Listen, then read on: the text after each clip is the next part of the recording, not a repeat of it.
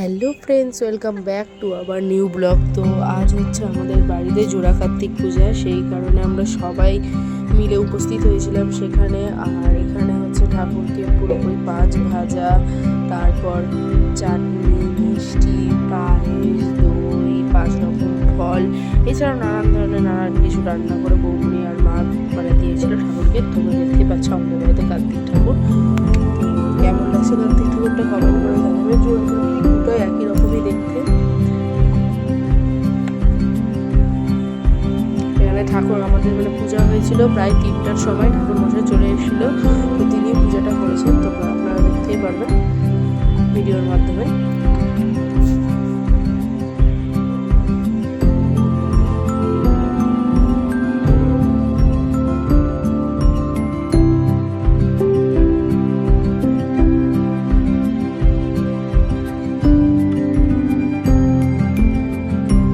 এখানে পুরোপুরি ঠাকুর মশাই পূজাটা শুরু করে দিয়েছে।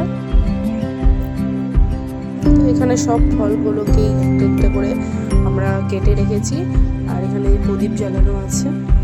তো প্রদীপের শিখাটা খুব সুন্দর লাগছে দেখতে। আর এখানে ধূপ টুপ সব জ্বালানো আছে, দেখতেই পাচ্ছ।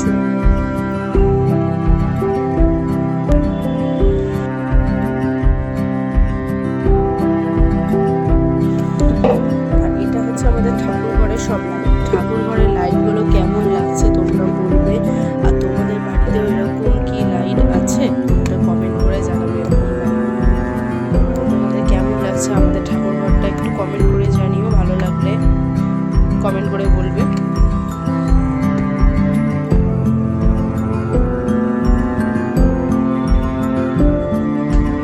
প্রায় সব রান্নাই হয়ে গেছে।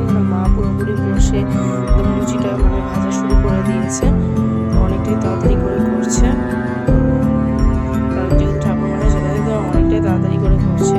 এদিকে সবাই বাড়িতে সবাই লোক চলে এসছে, কাকিমারা এসে ঠাকুমারা এসে সবাই ভিডিওর মাধ্যমে দেখেছে। পুজো তো শুরুই হয়ে গেছে প্রায়।